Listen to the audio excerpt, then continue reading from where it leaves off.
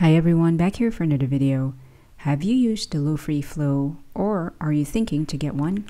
Wait for a sec and watch this video first because I have to show you, or I should say, I have to ask you, has Lofree done it again? Have they delivered another creamy, satisfying, low-profile mechanical keyboard? And my quick answer is yes. This is the new Lofree Flow Lite. Watch the whole video to see what is new on this Lofree Flow keyboard and why I say Lofree has delivered another great keyboard. This video is sponsored by Lofree, but all my comments are my own. So thanks to Lofree for sponsoring this video.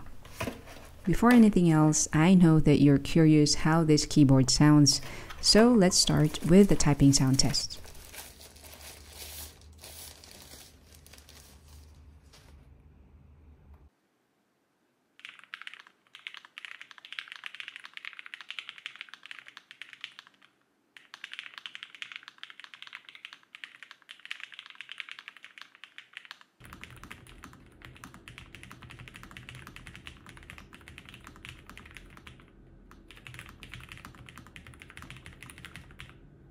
Now, let's hear the difference in the typing sound with the original Lofree Flow.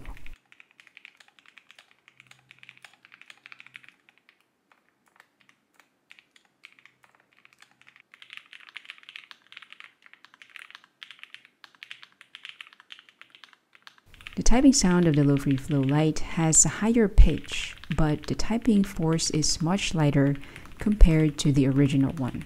Though I have the linear switches on both keyboards, the original Lofree Flow had the ghost switches, which has a higher actuation force.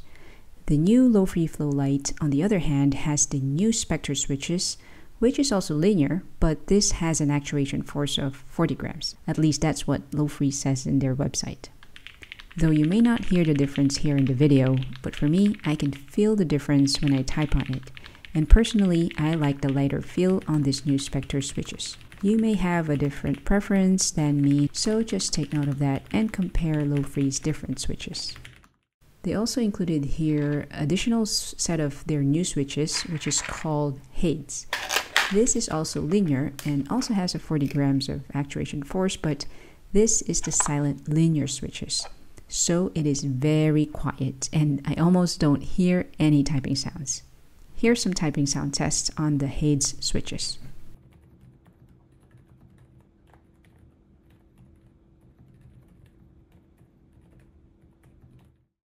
Now let me share what are the new features that I like in this new Lofree Flow Lite.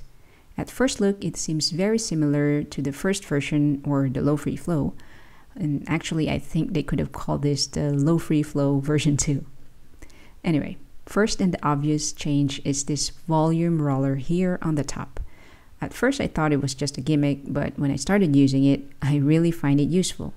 I use it a lot, in fact, whether I'm using it with my iPad or at work with my Windows laptop. The scroll has this satisfying feedback when scrolling and it works well. The second new thing on the Lofree Flow Lite is they finally included a 2.4 GHz USB receiver.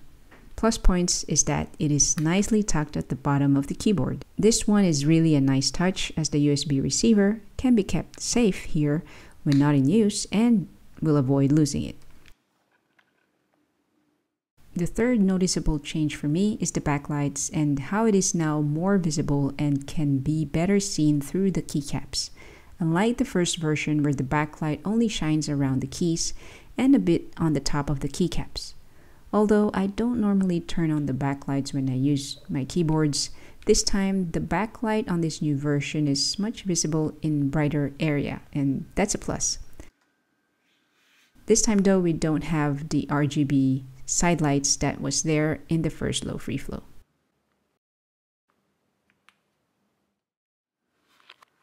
Other new features that are good to have, first is the adjustable kickstand where I can fold it out or fold it back in.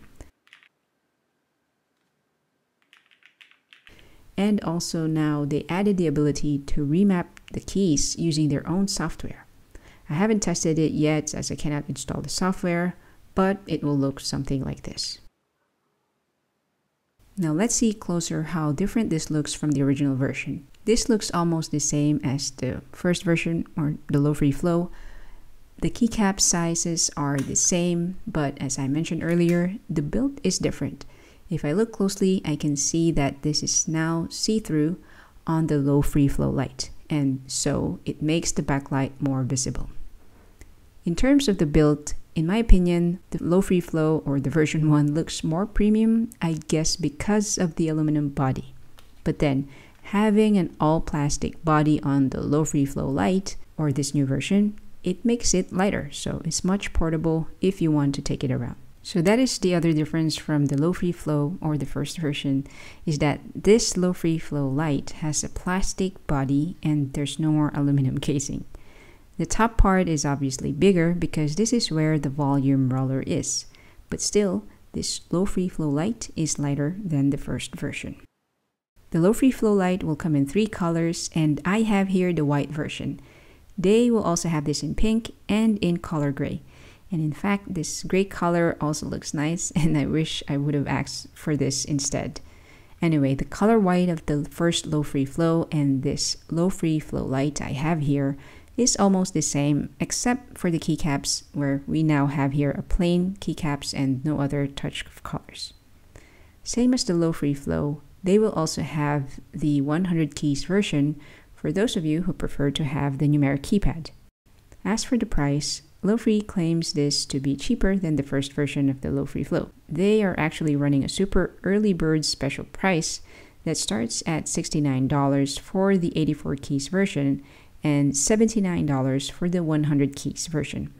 And they said here that you can save up to $60. I added the link in the video description, so feel free to check out Lofree's site for the updates for their promotional prices, as well as other accessories like other switches and keycaps. And we may see it when they launch this in the Kickstarter in the middle of September. So what do you think of the Lofree Flow Lite? Are you interested to get this keyboard? Let me know in the comment section below. And that's it. Thanks for watching.